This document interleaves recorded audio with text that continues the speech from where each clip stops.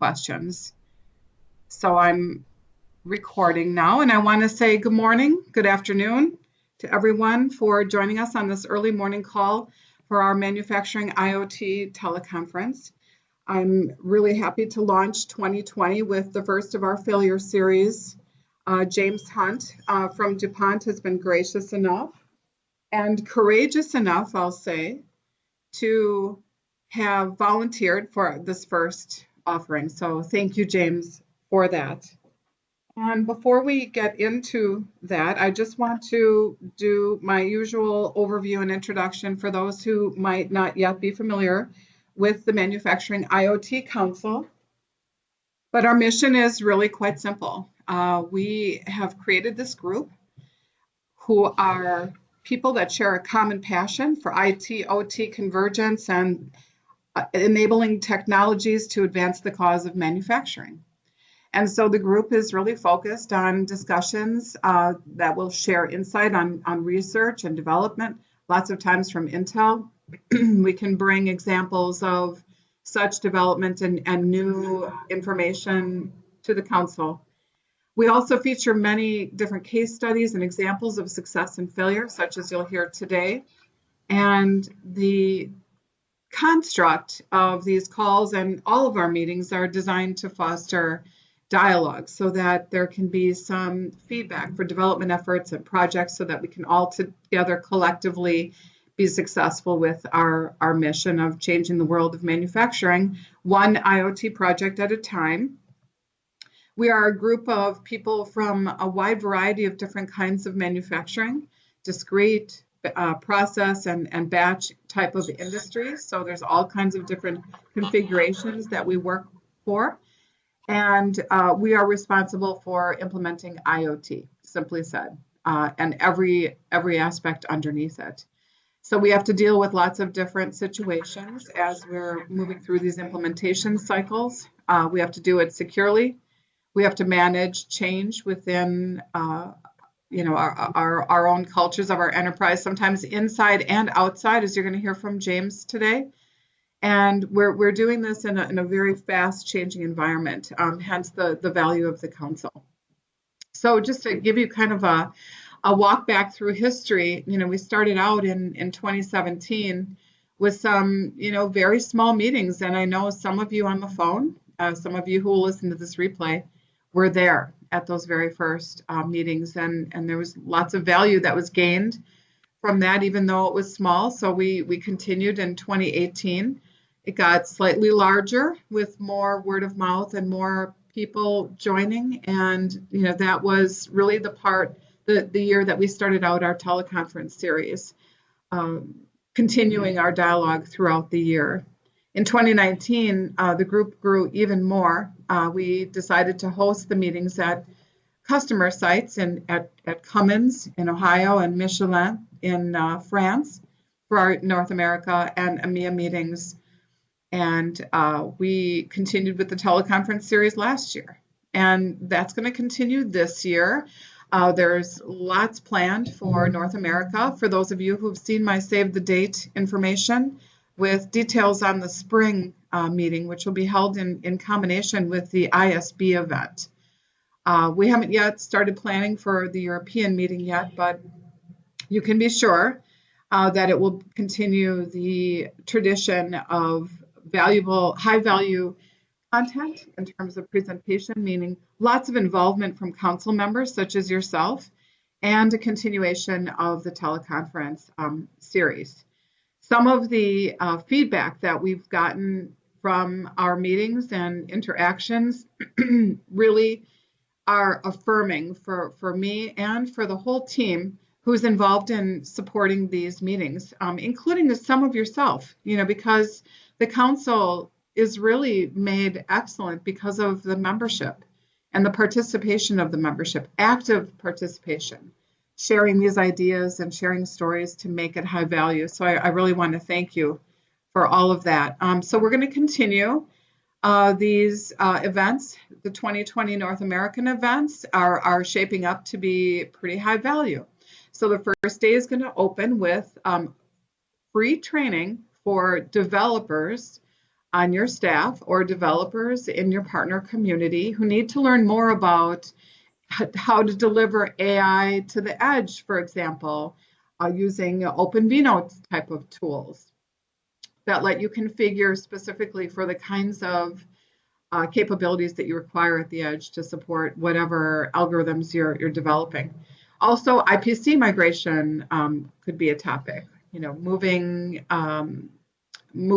into a new infrastructure, new modern infrastructure, which is a theme that will continue on the ISB agenda. You'll see more and more about details on that agenda, but there are a number of transformative stories that are planned and partner reflections on, again, how to migrate, you know, to a new modern infrastructure and take advantage of some new developments and emerging technologies to manage information right at the edge in terms of insights and controls for both discrete and process type of industries. So there's a lot of appealing offerings on that agenda, which is open to partners, systems integrators, solution providers, and customers. So the whole idea is to bring everyone together so customers can bring their use cases and problems to the floor, and the ecosystem can help support and provide solutions and guidance for how to move forward with them. So that day will close with a reception in the partner showcase area. And then the following day, we'll focus on the IoT Council agenda, which is the typical content that you should expect with an executive keynote hosted by Georgia Pacific. So we're going to hear about their long vision views and end customer use cases of transformative things that they've done inside their factory. And finally, we'll close the day with a new study that Dr. Irene Petrick and Dr. Faith McCreary have been working on for Intel, and of course, lots of open dialogue, which is what we love. So I will plan to be there in May, even though I'm going to be in a different capacity. So today I'm letting everyone know that I'll be moving over to the University of Wisconsin-Milwaukee as the executive director at the Connected Systems Institute. And we are focused on research and education, very much like my work here at Intel. And I have to say, I'm enjoying such a great partnership with all my team at Intel. So there's going to be a lot of bleed over back and forth bi-directionally for my work here. But, you know, there's lots of sponsors and partners that we'll be working with to support all the work that's going on at the center for both the labs, enablement, thought leadership, and community outreach. So I'm hoping to see a few of you join our information stream there and even perhaps reach out for some help with research projects or things that you want to accomplish. And in the meantime, we have a very capable and wonderful person, Renee Torres, who I have been blessed to have as a mentor and a boss for most of my time here at Intel, which is almost unheard of. He's really hard to leave, I have to say, and you're very lucky as a council to have him as an interim leader, and he'll be officially bridging over to our new leader, and I'll be helping with that transition as well. So the council will continue, and it's going to be as healthy as ever, and you'll have even more support from a number of entities. So speaking of support, I want to thank James. James, you were so great to reach out and talk with me about the importance of the council and the importance of sharing great stories, even if you have to open the kimono a little bit more uncomfortably than you would want to talk about failures. You know, failures are really how we learn. And I really appreciate your bravery in stepping forward. So James has been a leader at Dupont in a wide array of business units and information background, right? Consulting, supply chain, execution, operations, project management, and end-to-end business alignment, which was really a perfect education for the role he now has. of leading this multi-million-dollar implementation of enabling technologies we collectively know as IIoT. So he's got lots of lessons learned that he's going to share with us now. So I'm going to go ahead and turn the presentation over to James. Let me go ahead and make sure, James, that you are availability presenter.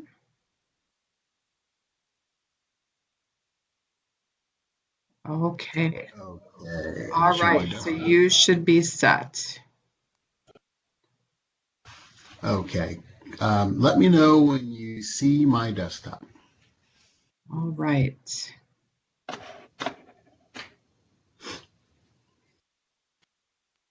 All right, it's there now, James. We're ready. Excellent, excellent. Well, good morning. I'm not sure exactly how many regions are represented, so I'll say good afternoon and good evening as well. Really a pleasure to be here, and I'm a newer member or participant on the council, and had the benefit of sitting in on a few earlier presentations last year, and was impressed with the approach and the thoughtfulness and Mary's leadership. And so we connected and talked, and I wanted to share with her how I found value in the presentation that I had last participated in. And she said, well, since you called, we have a new series. And it is a recognition that we learn sometimes the most from failures, but we're very reluctant to talk about them for various reasons.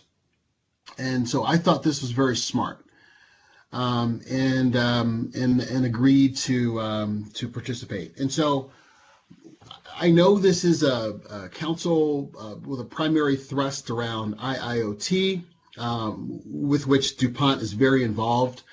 At the same time, as I'll explain a little bit more later, I'm speaking from a broader perspective today, in the capacity of the role that I play in Dupont with respect to advancing digital. And so first, I thought that I'd start off with, by the way, I'm going to introduce my role a little bit more extensively later on, but I am not primarily an information systems guy or information technology guy. I've had just over 25 plus years with Dupont, and joined them directly out of grad school. And I guess I'm what you get when you act on the premise that it may be easier to bring a guy with deep experience and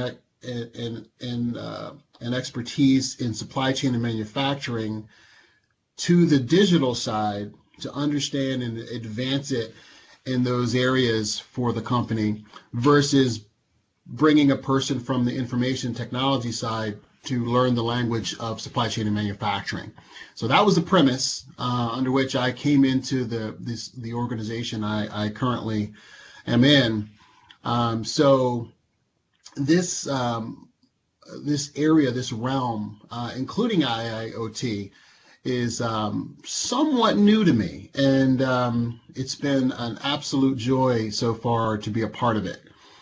So with that, I thought I'd start off talking a little bit about Dupont. And I'm not sure how much people know about Dupont and where we are right now in our evolution. But I thought I'd very quickly, I'm not going to spend a lot of time on it, but just take you through just to familiarize yourselves a little bit with Dupont, and then we'll jump directly into our conversation today. So Dupont is all about, particularly the new Dupont, is all about innovation. It's innovations to thrive. This has been a hallmark of the Dupont company for now 218 years. We empower the world with essential innovations. And what we're trying to do is to do that by discovering and delivering results that matter to people. We started in 1802, and we started in what's called the explosives area. We actually have correspondence between our founder and Thomas Jefferson for orders as they were preparing for different defensive battles the United States was. And so we stretch way back to near the founding. And we were started on the Brandywine River in Wilmington, Delaware. But very quickly we started to evolve. And we moved swiftly into the chemistry and polymer revolution. We strongly led by research and design at what we call the experimental station primarily, but that, as you'll see, is stretched across the globe in our laboratories of innovation. And very familiar brands, Teflon, Tyvek, Kevlar, globally recognized. But we didn't stop there. We continued to evolve, and we moved into a lot of areas that the world needed solutions in. So nutrition, but the biosciences, seeds, crop protection. And so we expanded our domain of innovation to move into a much broader set of sciences. And as we continue, we're now focused on specialized solutions, those that drive the highest value for people around the world, changing lives. And these are innovations from highly engineered products to naturally sourced ingredients. And again, we're looking to affect lives around the world. We are operating in more than 70 countries, 32,000 colleagues at this point, 170 manufacturing sites, and as I mentioned before, we have a double-digit number of global R&D centers. So what we're doing is, looking at every dimension of our businesses and elevating our commitment to deliver innovations. And we're doing that to enrich lives, from smarter homes and the way we connect digitally and use these tools. We're looking to transform our ideas into real-world answers that, again, help humans and humanity thrive. So we believe this deeply. We think we have a mission, and it's important to us to continue to drive it. A lot of this is what drives our relationships with customers, but that has to start at home, particularly as we think about digital innovation. We have to grow that internally as well, and so that actually turns me to the conversation we're going to have today. And I called it Succeed Quickly, Fail Even Faster, and Learn Continuously. And these, what I'll share with you are learnings from our partnering with different consultants and solution providers as we try to and are continuing to accelerate digital value delivery within Dupont. So I'm James Hunt, and the second, and I am what's known as a digital value delivery leader. I'm the corporate value delivery leader for supply chain and manufacturing in Dupont, and I belong to an organization in Dupont called Spark Digital. We've actually branded this organization, and we are providing the impetus, the fire, the competency to drive digital throughout the company, so that we can more effectively drive our relationships with our customers and bottom line results.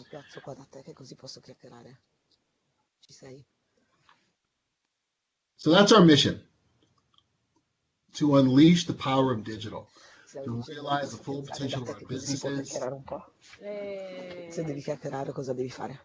enhance competitive advantage, and drive innovation.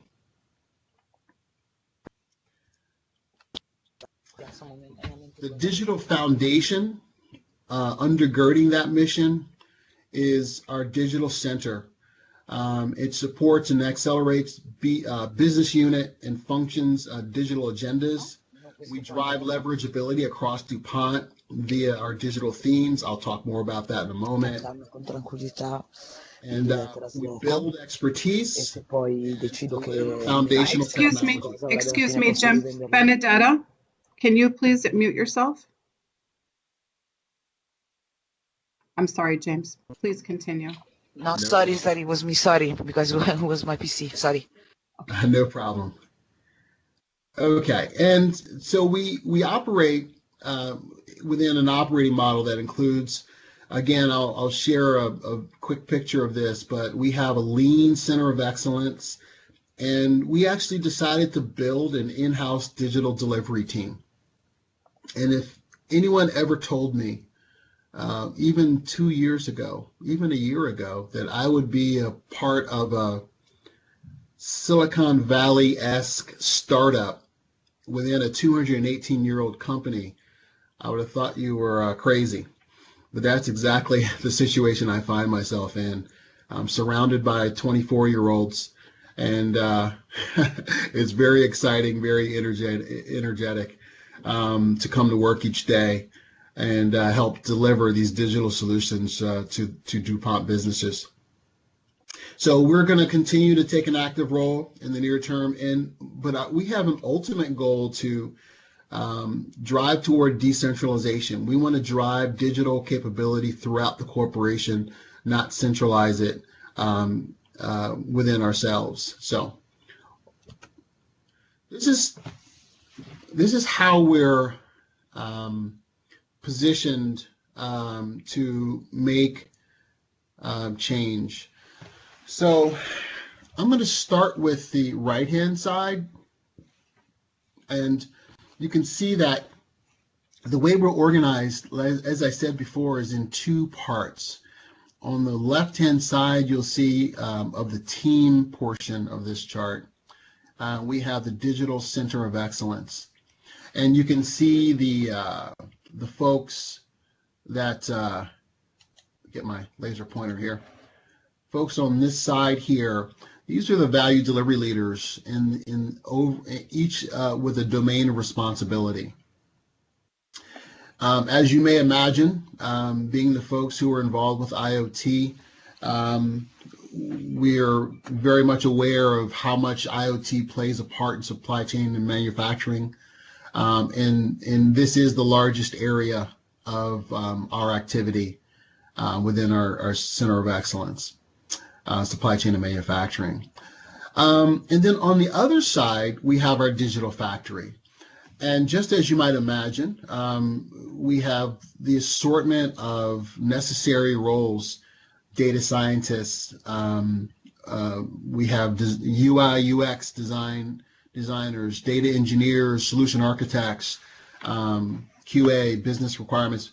And we run agile processes, so we have a set of Scrum Masters as well. So a truly digital factory combined with a Center of Excellence. And the Center of Excellence, we are the interface with our businesses. We're the ones talking about their challenges, strategies, and aspirations, and making sure that we are able to represent potential digital approaches to closing any gaps or reaching any aspirations they might have.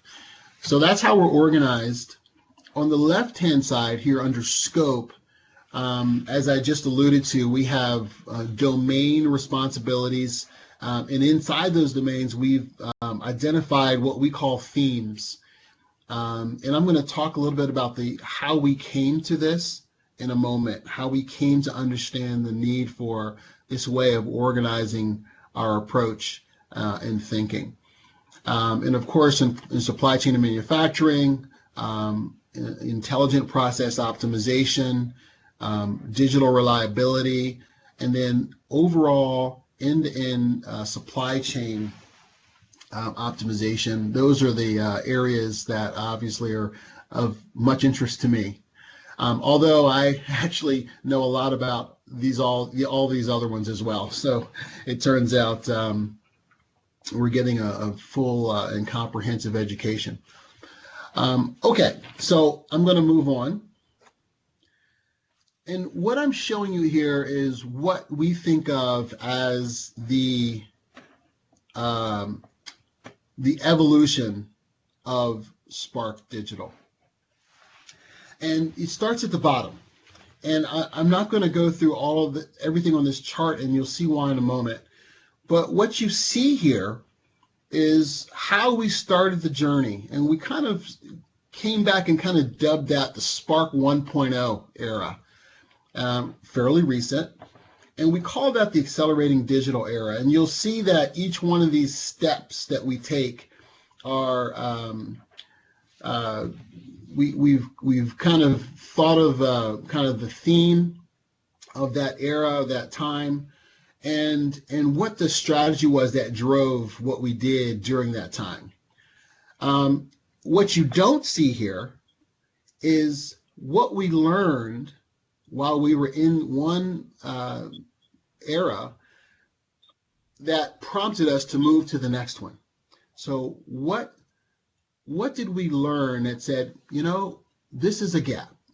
Or, we've experienced some failures here that we need to learn from and move into the next phase.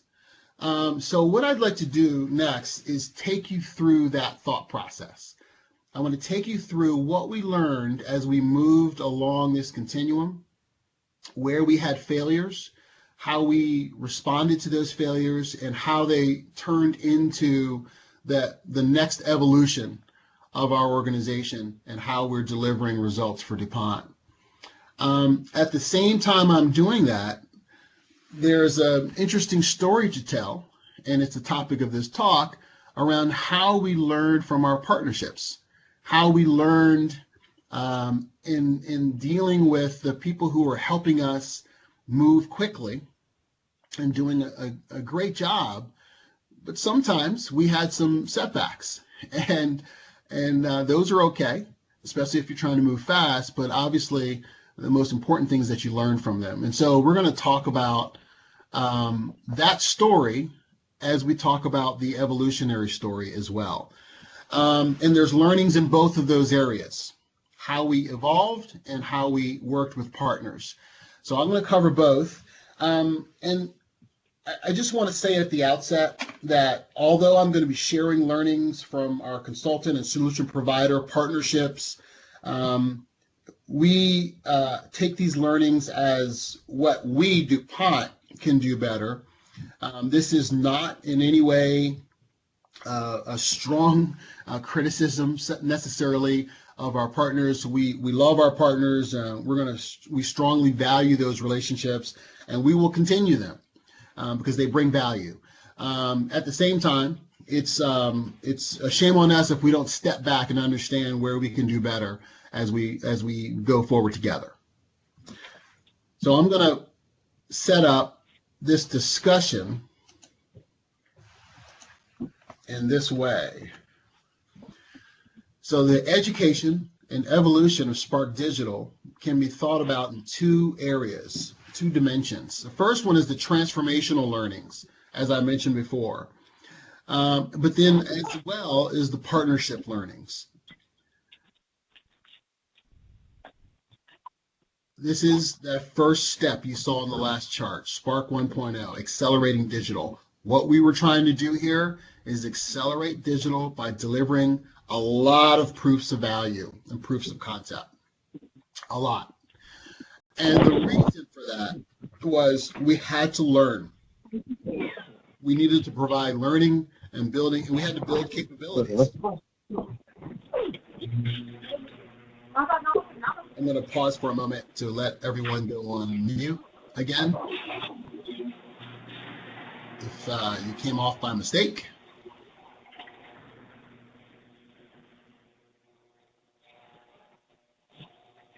Okay. Hey, Mary, you ought to be able to mute everybody, can't you? Yeah, I'll I have to be careful about that because I've disrupted meetings before, but I will I'll take it one at a time here and mute people. So, but Okay. I'm reluctant because there's going to be open dialogue along the way here, James. So we'll be stopping to Right. yeah. So I'm going to leave it for now. Okay. We can unmute ourselves, Mary, if we want. Okay. Thanks, Morella. Okay. So the point here is when we started this journey, we realized that we had to do a lot of small, we had to have a lot of small quick wins. And although that's the going in desire, that's not always what happens, right? You learn as you do that. And so as we were driving this strategy of accelerating by doing a lot of projects so that we could learn, we learned that random acts of digital lack business cohesion. You probably would have recognized that going in, but it became really apparent as we continued to do a lot of projects. And that's what we call them, random acts of digital. And we were working with different businesses and different business cases for digital projects, including IoT like projects, and we got value. At the same time, we thought that there was a lack of cohesion as we continued to execute.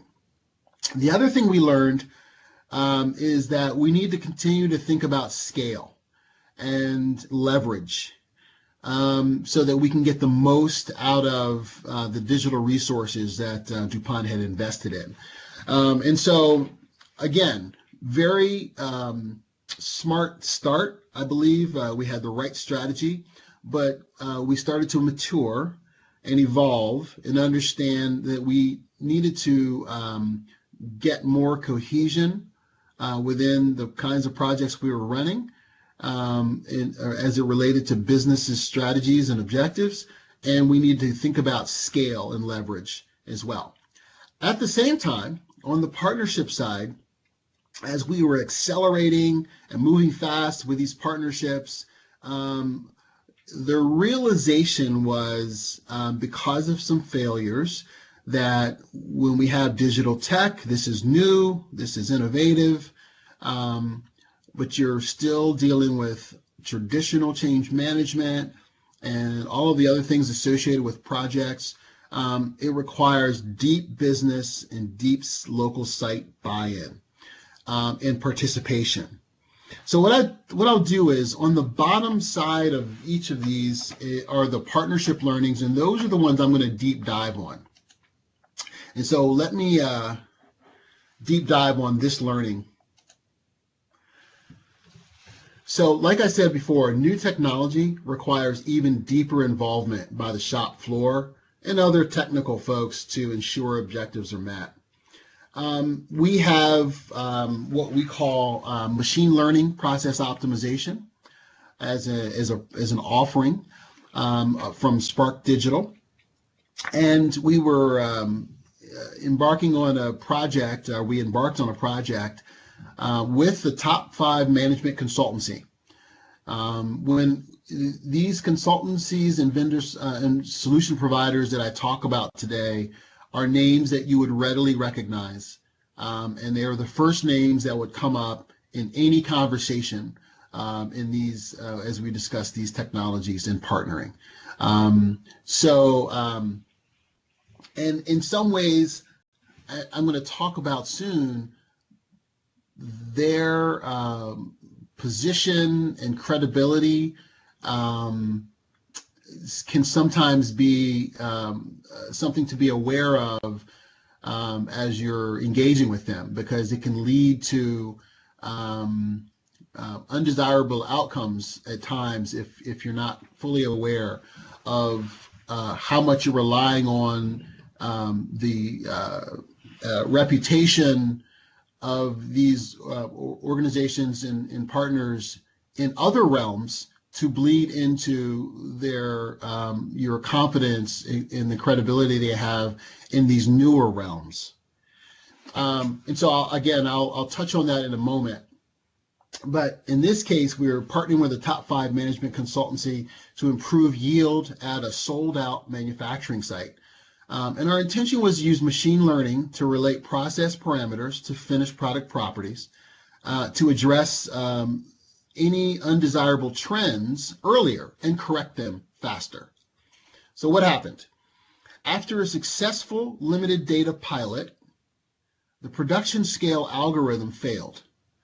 And we believe there were a number of reasons for this, but one of the most important ones was we had late discovered bad data collection practices.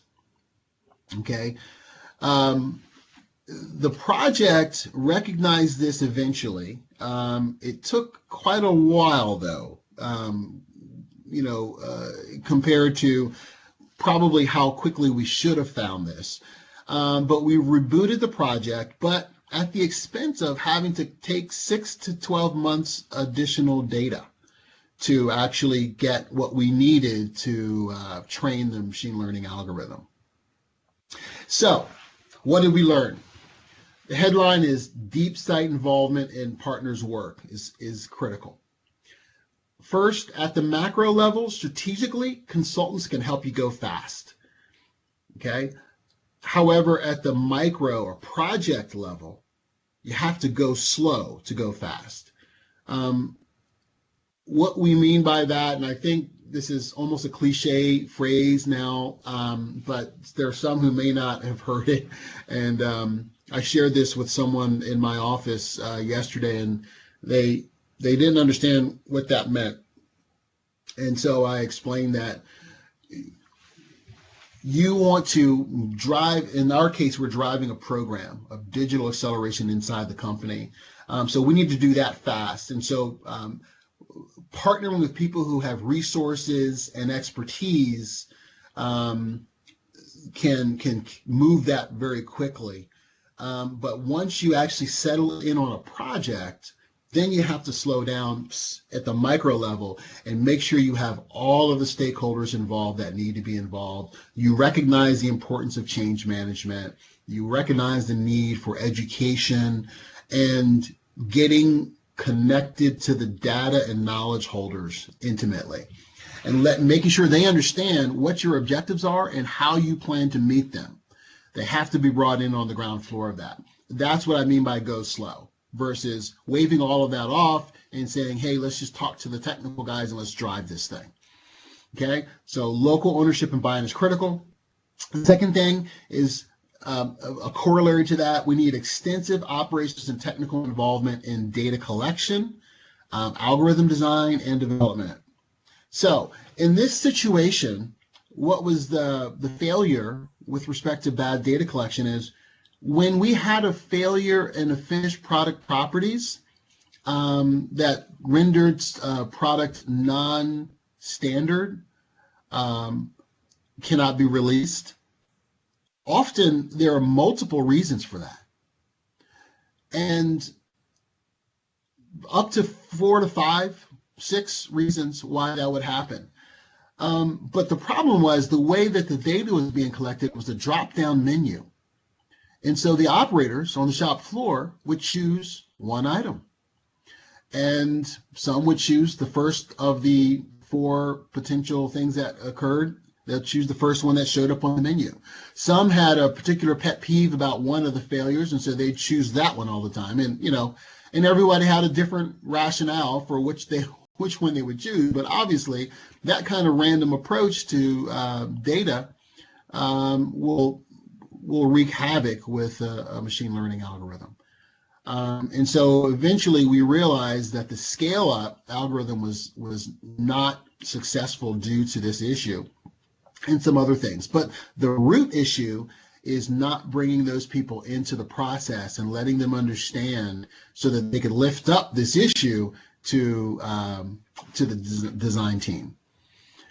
And we would have discovered that much faster. Okay, let me pause here. If there are any questions, comments about what I just shared.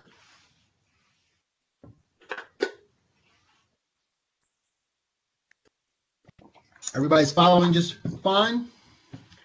So I'm still waking up in the central time zone. Well, some are Eastern. Dale, do you have nothing to say about working with partners? Oh, God, you know, of course I do. That's why I called on you. Just a question on the data collection piece. That you were referring to the challenges. This was wonderful how you presented it. I just was wondering if you could talk a little bit more about the specific studies that you were doing with the consultants. And I mean, in other words, you mentioned defects. Was defect detection the primary focus, or was it something else? Yeah, so great question. What we were trying to do is, we had a product, and this actually is a very well-known product, that every percentage of yield improvement was worth in approximately an additional $1 million of contribution. So we were very, very keen on understanding why certain process parameters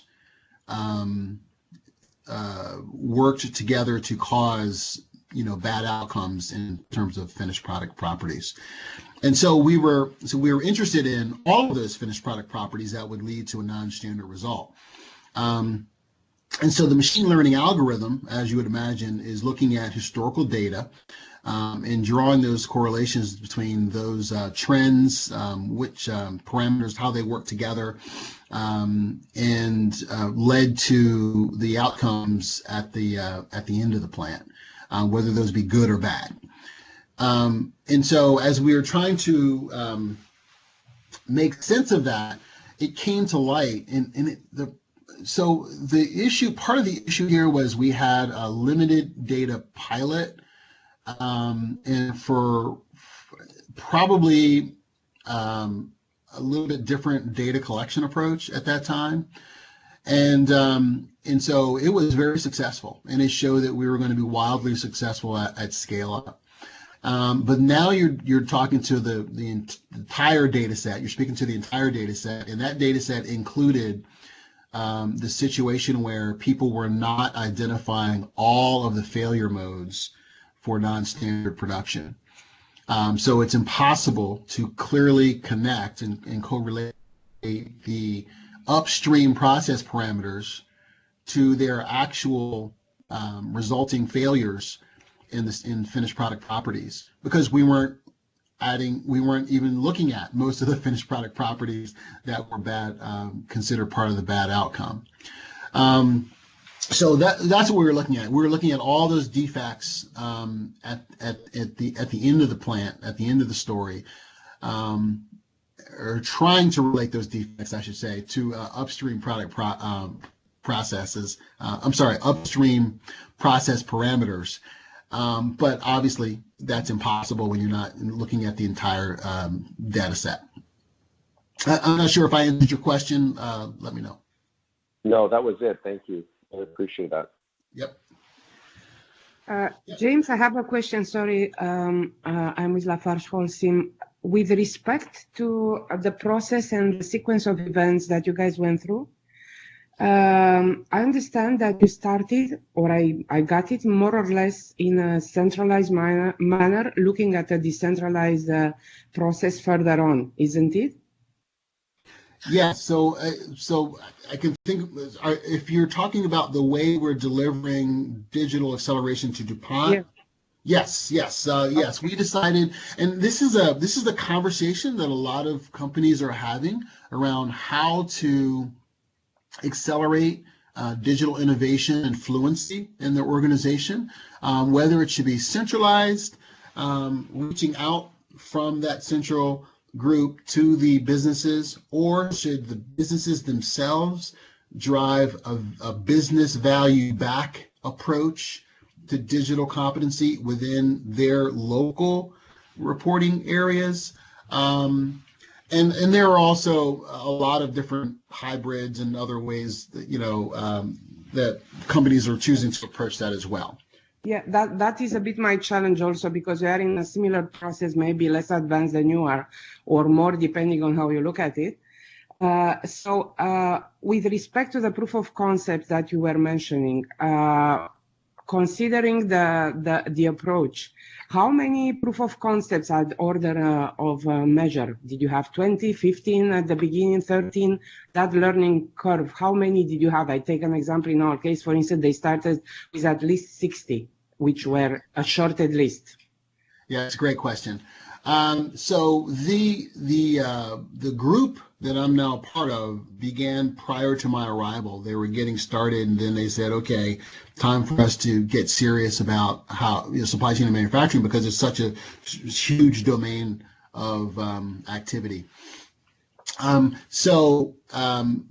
estimate is in that early stage, we were somewhere in the neighborhood, I think on the order of what you shared. I would say possibly close to over 100, actually. Now, that's not just supply chain and manufacturing. What I just spoke to is why they ended up bringing me in when they did. But at the time, looking at digital innovation in all of those domains, including R&D, including customer experience, and including employee empowerment,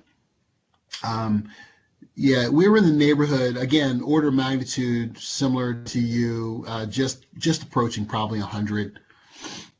And how many of them materialized further on into a true analysis? What percentile? Do you have any? That is further to deploy or have a vision, or bring it into this process of deployment. That's a great question to which I don't have a definitive answer, but I can guarantee you I will before this week is out. I think that's a great question, because we should know that. We should know that metric. I can give you my order of magnitude guess or estimate around what we've done, but the bottom line is I wouldn't characterize the unsuccessful ones as failures, because the point of a pilot is to determine feasibility, and sometimes we just determined it, did everything right, and determined that there were other barriers or issues we had to address, or the business case was not as we thought it was in terms of value. So that's still success. And I'm not necessarily talking about those here. These are things where we've had unexpected events causing truly what I would call a failure that we had to back up and learn from. So it's a nuanced answer, I think, ultimately, but I think that's a great question, and I think we should internally in Dupont, I should have a better answer for it next time. But I don't want to give you a guess and have it be in error. That won't serve anyone. So no worries. We can come back to that, James. So yeah, we should probably get on to the. We got 2 more to cover in another 40 minutes. Yeah. Okay. Thank you. So let's go back to our conversation. This story of how we moved along. So again, I talked about random acts of digital, and we talked about needing more scale and leverage. And so that led us to Spark 2.0.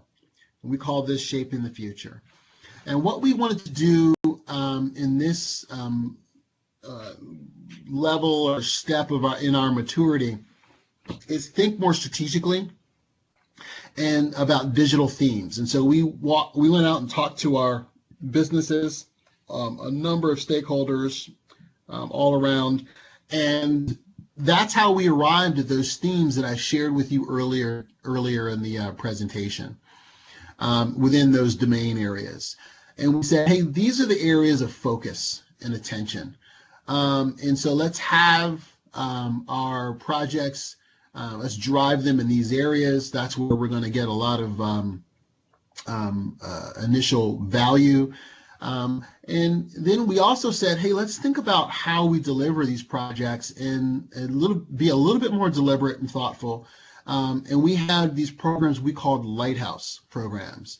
And the Lighthouse program is one that's high visibility, it's well-resourced, strong business commitment, highly leverageable, meaning we could run this in one of our businesses, let's say making Kevlar, and then we could turn around and take a similar approach to a business that's making the Impossible Burger and with soy products. Okay, and so we call those lighthouses.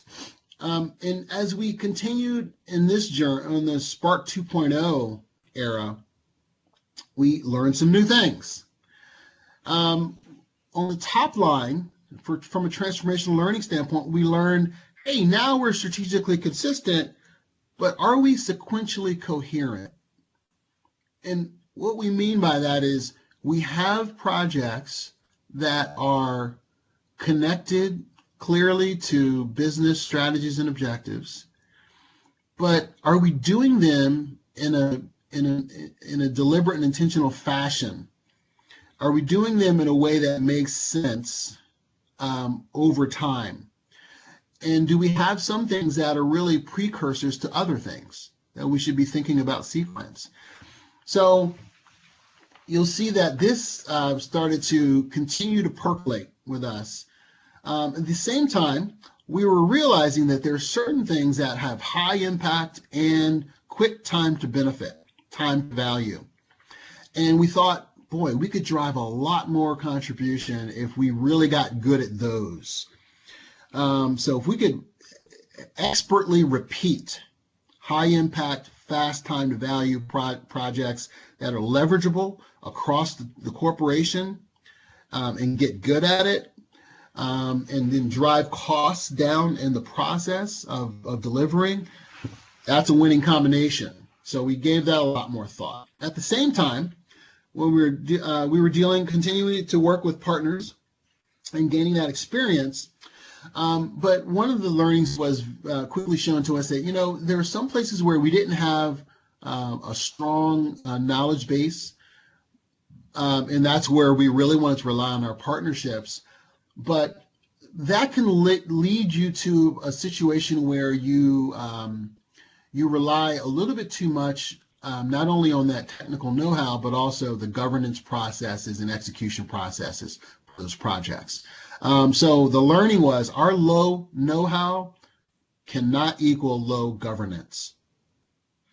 At the same time, we had some experiences where we realized that we should beware of consultants bearing software. And the reason behind that, tongue-in-cheek way of saying this, is that software can sometimes constrain strong consulting. And so I'm going to talk a little bit more in deep dive on those partnership learnings. It's really important for us to remind ourselves in DuPont that this is all new, relatively speaking. There are very few consultants with greater than 5 years of industrial, modern, as we think of it, machine learning experience.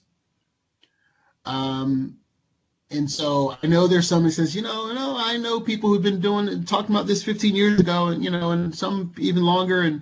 But I'm talking about the modern way we think about machine learning, the modern application with the tools that we have right now, the computing power we have right now, on the scale that we've been seeing it in an industrial setting. It's not been that long.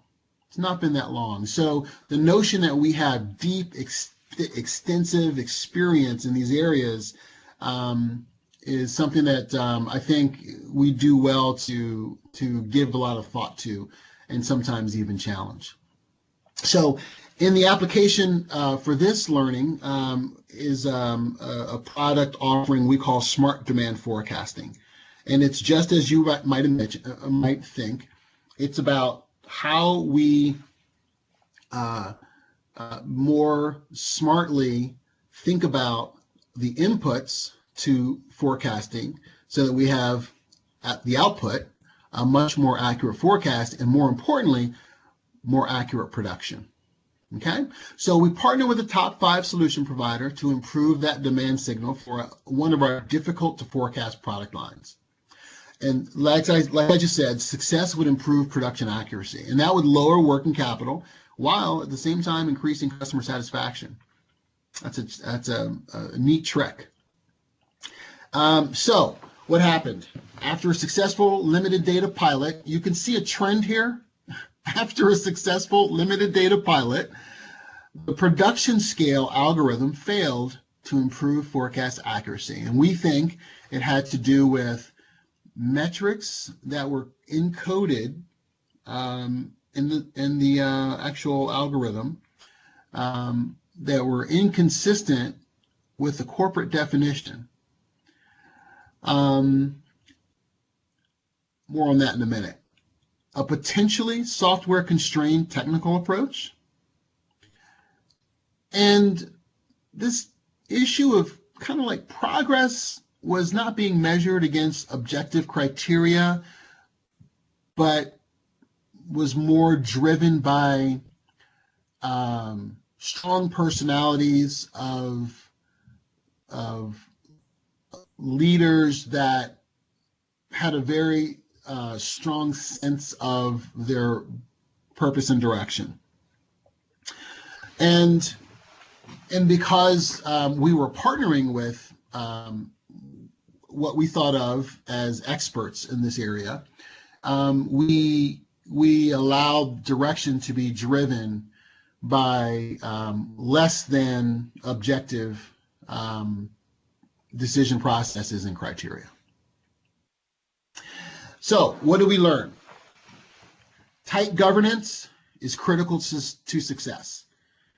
And the bottom line is we should never forget that who is accountable for results. And it's ultimately the owner. It's the person who owns that process. And so we can never delegate that accountability. So first learning. Going forward, we said we're going to require consultants to go through their technical approach in detail at every step of the project. Which algorithms they're going to use, which development languages, which other software as applicable. We're going to talk through it all versus saying, hey, here's our data, you go do your thing, we'll check back at these checkpoints and see how we're doing with minimal or ad hoc interactions in between. Said that can't work. So we need an aggressive governance structure with checks at formal stage gates and this is important, pauses at informal inflection points within the stages. What do I mean by an informal inflection point?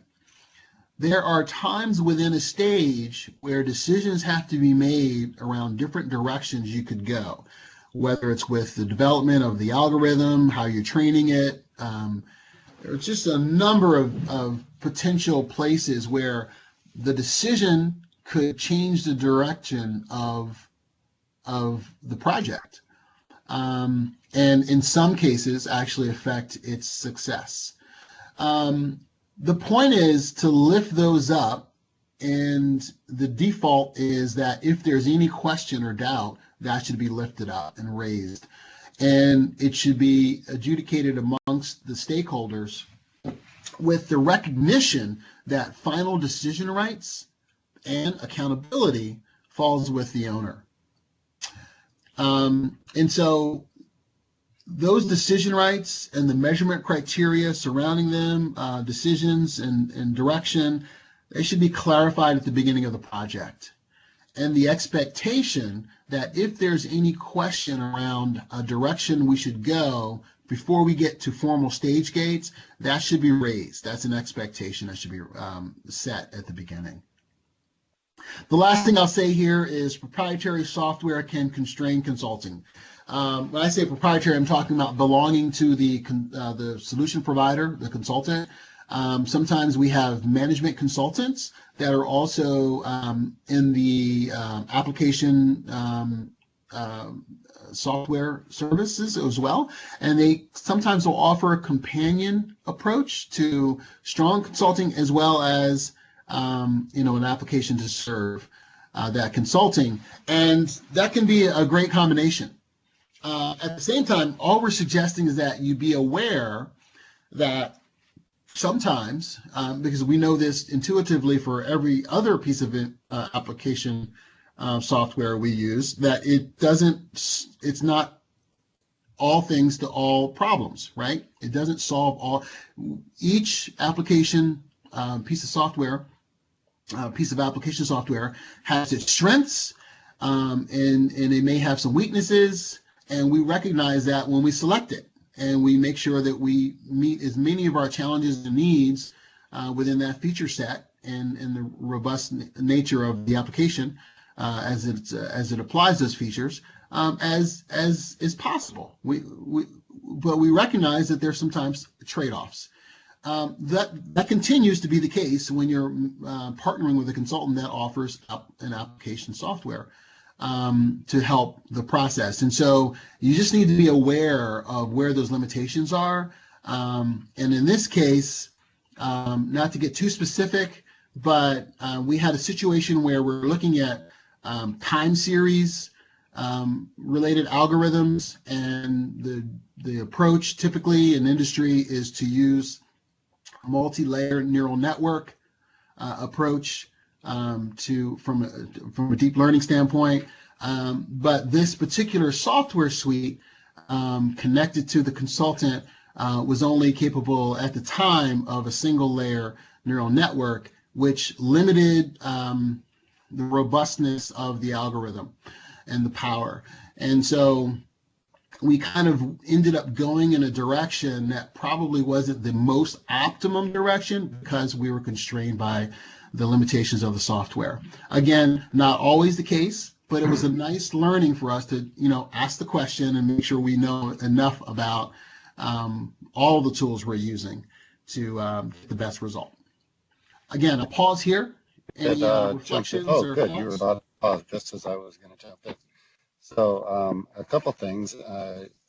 You talk about your measurement criteria and how important it is to know that you're measuring against objective criteria. If that's understood at the beginning, my concern would be that the algorithms would be designed basically to pass the test, and not necessarily have the provider or the developer of this concept be bought into delivering on your business goal.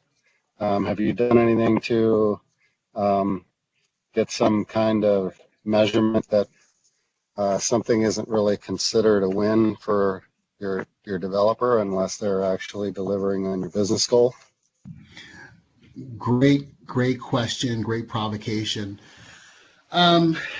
So performance clauses, performance elements to contracts are things that we think about deeply. Not prepared, not that I don't want to, I'm saying I'm literally not prepared to give any examples of how that has been instituted, just off the top of my head, but definitely it is, you bring up a very smart comment, and that is you have to be very thoughtful around these criteria. You don't want to bias results, and then at the same time, just as you mentioned, you have to be very thoughtful about how you incentivize your partners to do the right thing, right? And keep their eye on what's really important, not the interim performance indicators. It just makes me think of like outcome-based education, where all these teachers are just teaching to the test, right? And that's how the school system gets evaluated. And Yeah, no, great It was point. the concept of educating a kid. Well, we can have the same thing. You know, okay, our algorithms just completely slayed all of the predefined measurement criteria test cases, but does it really deliver in the real world? Yeah, so I'm going to start to speak outside of my, as we say in America, our punt coverage, because I'm not the technical expert on this, but I've asked this question before, just to educate myself, a similar question to what you just posed, and I'm assured that in the data science community, they have ways of evaluating the strength of the algorithmic power that clearly determines or clearly shows what's actually being illustrated versus artificially looking good. And again, I've learned a little bit about it, but I'm not probably learned enough to share more than that. But they've assured me, and they took me through some of those, how we do holdouts, data holdouts, 10%, and do testing on that to make sure that we actually have the right, we're not overtraining the model, for example, and things like that. So, but you're exactly right. All of those things have to come to bear as you think through your approach. I was setting myself up here to comment that it's important to have knowledge of this space within your own team so that you have enough understanding of what you're outsourcing to evaluate what they're developing for you. If the only data scientists you have are the ones who are developing your algorithms for you, you have no way of genuinely evaluating what they've done. Certainly that's a problem with proprietary too. If they build a black box that you can't look at what's under the hood, we can say that we don't really even know how to evaluate what they delivered. We have to have that expertise internally, some means of evaluating what was actually developed.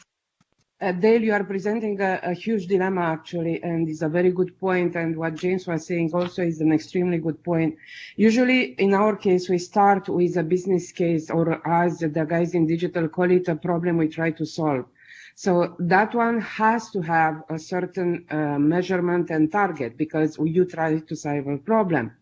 On the other hand, the data scientists are presented with a set of data, a huge set of data, which is not tailored only to the problem to solve directly. So they have the opportunity to scale up. And the way we are looking at these data scientists is more like what modeling capabilities or framework for modeling they can offer, and proposal based on the data, where you say, you develop for me this analysis along these two streams, and then they come back and they say, yes, but if you consider the other one, and I see that you have data, I don't know, for another occurrence, actually might give you a better prediction than what you try to propose yourself. So all of these together is a combination of joint activity between us and the data scientists. I'm an IT in general, so you may notice, but they are allowed to contribute. They are not forcefully going only for the specific two directions of analysis or streams of analysis when you have a huge pile of data.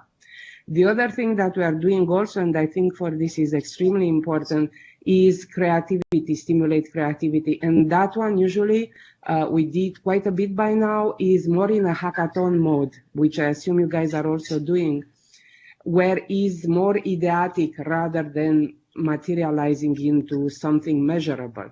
But that's where the creativity comes in. And the same data scientists or suppliers that participate with us on the development on target-driven solutions are also participating or stakeholders in the other activities. So I do not think that one size fits all. Actually, both these ideas are great. I mean, you need to streamline to go to production fast and a low cost, big implementation to demonstrate capability, and at the same time, be able to scale up, not to have a black box, and to add in the framework of development more modeling and more capability, which is another leverage or another lever of analysis of our data, of our suppliers or consultants we work with. I don't know if I made sense with what I was saying, but for you guys, but I think that was in a great. nutshell, That was great. the 2 points I think are equally important. Yeah, I think it's coming down to, something we've been talking about for a long time, and that is that it's so important to have domain experts, and domain experts from a wide variety of backgrounds in order to really achieve what you need to with these projects. Exactly. Yeah, and so James, we need to go on to the next topic because there's going to be more discussion on that one too. Yeah. Okay, so let's continue. This is fantastic discussion. I really appreciate the comments and questions. Back to our story. So, like I said before, we had these notions of, hey, are we at the same time strategically consistent with our activities, but also sequentially coherent? And is there a way we can think about getting really good at repeating certain things that are high value, high time to value, and highly leverageable? And so that led us into Spark 3.0. And we call this Unleashing Value. And the theme is, the strategy is to drive maximum value through business unit or function roadmaps and shift to product offerings as a way to execute. So the roadmaps are, we started to work with our businesses to say, okay, listen, you have strategic and operational imperatives, and you're being thoughtful how you're going to carry those out through the year.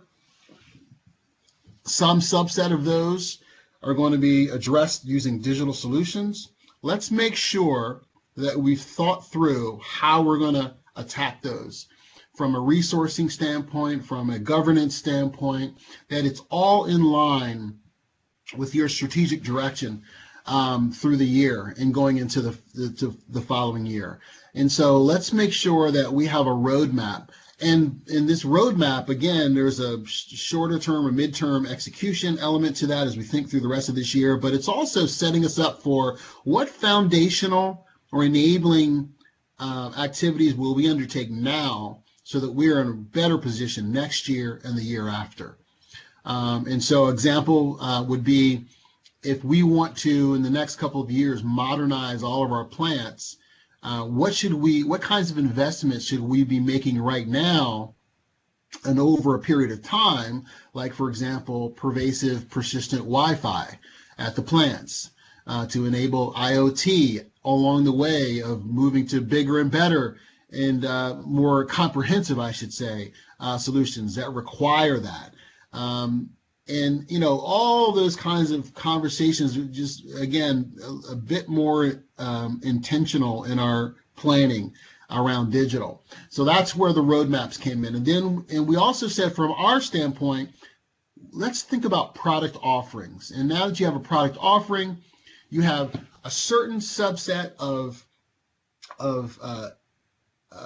digital solutions that you can kind of productize, so to speak. So you understand your market, you understand the evolution of that product, you understand the reach as you go along the evolutionary curve with that product. You understand what features and approaches matter and drive business value and how to build upon that over time. And so you're really thinking about digital solutions as an offering, as any consultancy would. And we said, and obviously, the more we do of those, the better we're going to get at them, and the lower cost in delivering, and the higher value ultimately return on investment for our businesses. And so that was a very significant shift.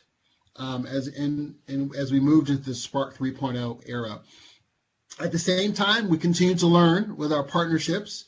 And one of the last ones I'll share with you very briefly is beware of early stage customized software. Early stage, that's a lot of words here. Customized software by a consultant partner. And when I say early stage, it means they're on the front end of really strongly developing that software. It has not been out for 5 years, 6 years, and whatever. And so when you're in that situation and you're thinking about how to accelerate some of your digital offerings, in our situation, we had to make sure we fully understood the buy versus build decision. Okay, like I told you, we have an in-house delivery team, and we can build our own software. And sometimes it makes more sense to buy that software.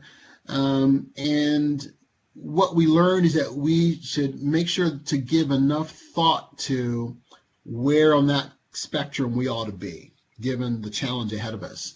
Let me deep dive very briefly into that. So there are a lot of intricacies and decision making with respect to custom application development that we need to be aware of. In this case, we're going to talk about one of our product offerings called Connected Digital Worker. And what we did was we partnered with a top 5 management consultancy to create a fully back-end integrated solution for connecting workers to everything they need, all information necessary to be effective in the field, in the plant. And so what we did was, after a proof of concept was successful, we prepared to scale and industrialize the software solution. And we ran into what we kind of thought were unexpected partner costs. And this is, again, not to suggest that the partners were doing anything dubious, not suggesting that at all. It was just that we weren't expecting some of these costs, and we had to have a conversation. And it helped us to learn how to think about this going forward. And so some costs from new investment are on our part to address software development choices that were made during the pilot. Those choices, this is a little bit vague, but those choices stemmed from internal decisions made by the application development team for expediency to deliver a solution a little bit faster, recognizing that if we went to scale up, there was going to be significant remediation to be done to clean up some code. And so there was a choice, there's a trade-off there, that what we're saying is we need to be a part of that conversation, recognize that the conversation was being had. And so the choice of the trade-off is, do we want to go fast now in the proof of concept or the pilot? Actually, it was a pilot. Do we want to go fast now in the pilot, where we have probably fairly high confidence that we're going to be successful, but that's why it's a pilot, because we're going to test that. Or do we want to go fast then with the understanding that we might have to pay a little bit more on the industrialization side and scale up side? Or do we want to take a little bit extra time on the pilot, do it right, again, thinking that, hey, there's a good likelihood we're going to move forward, and then you don't have the additional investment to remediate those decisions in the code on the back end, on the scale up. And so all we're saying is we should have recognized that there was a decision to be made, but we didn't. And that decision was made. And we ended up seeing these new charges or the new additional investment on our part to address those choices, address the results of those choices.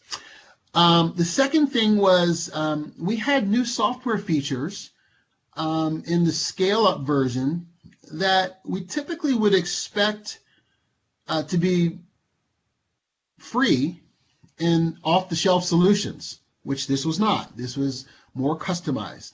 And so again, I'll talk more about that in a second.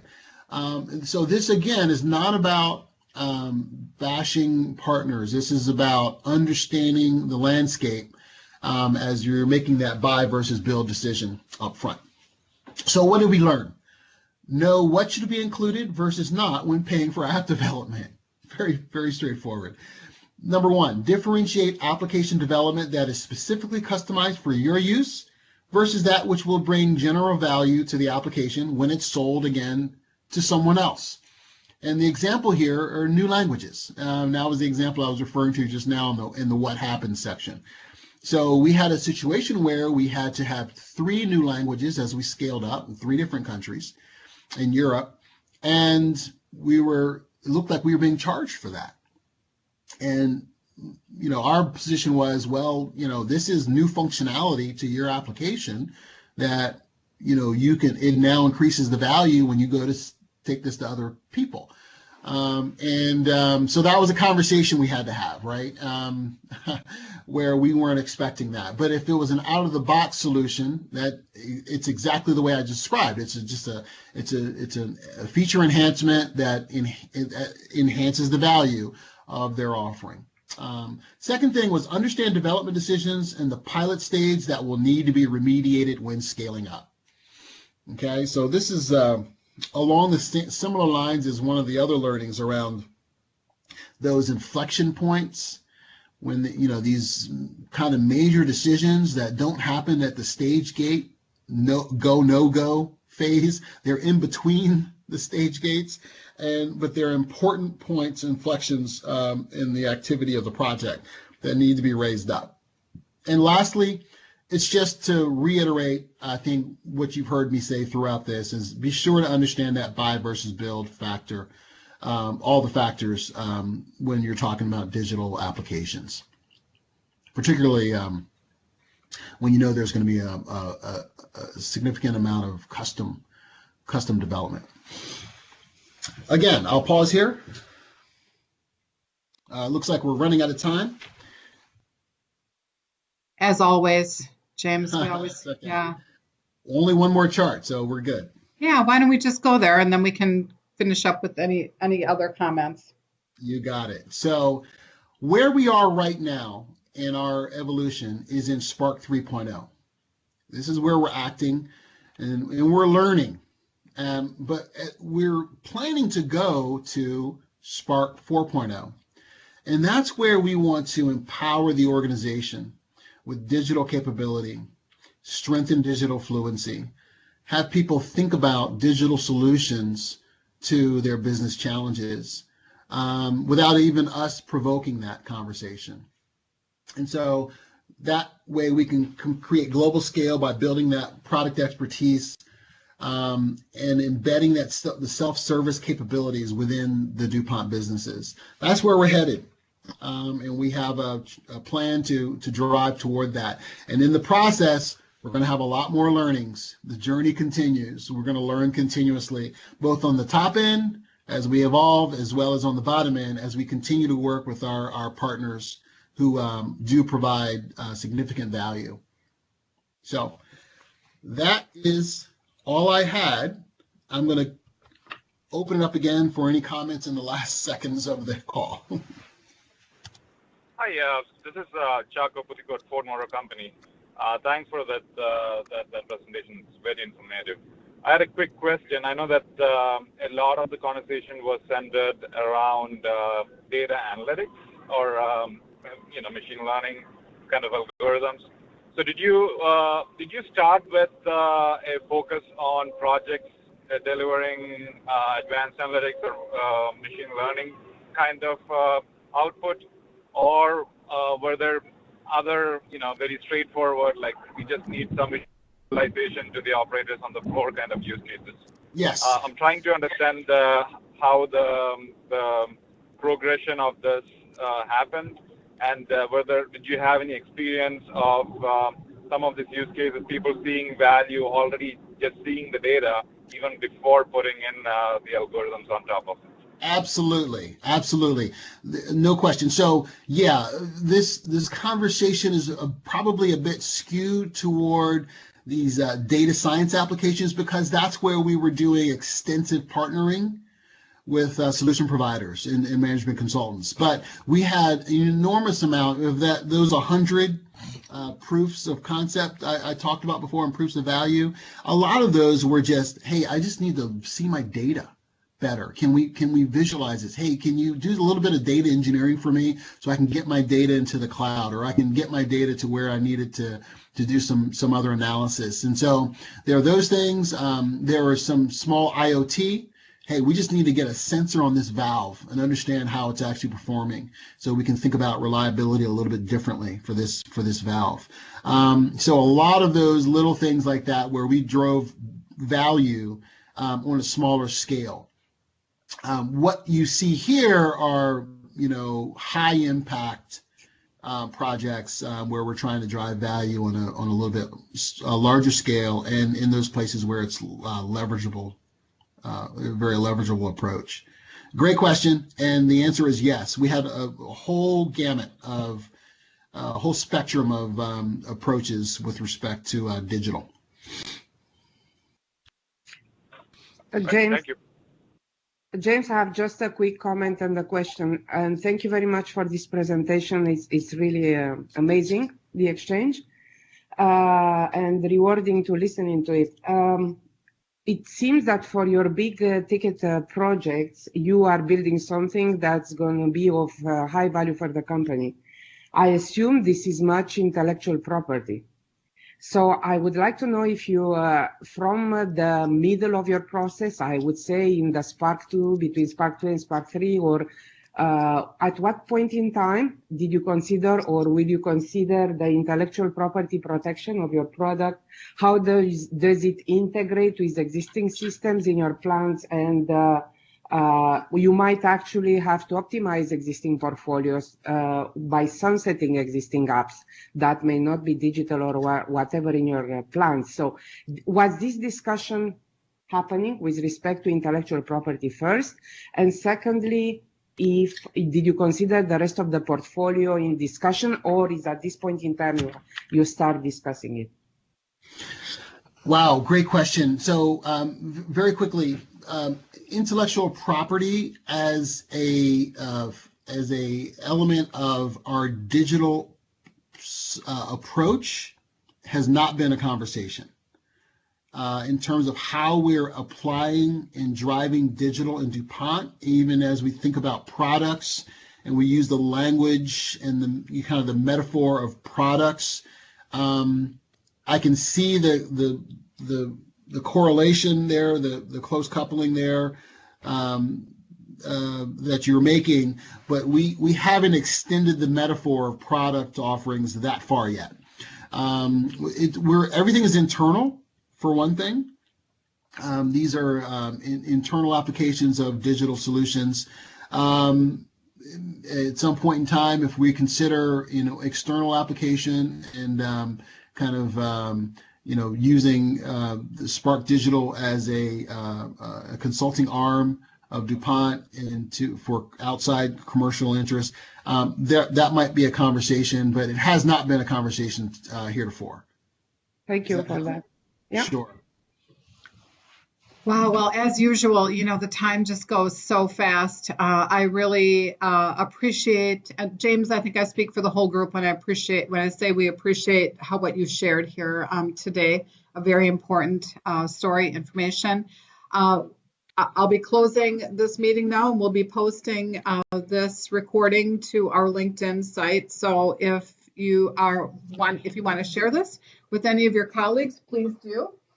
And I will look forward to talking with you all again from the University of Wisconsin Connected Systems Institute, and you'll be hearing from Renee on next actions with the council. So thank you all for fantastic 3 years, and I'll look forward to working with you again in the future. And if you want to get a hold of James directly, his email is in the invite that was used for this meetings. So please feel free to reach out to him directly or any of your other colleagues that you see on the list.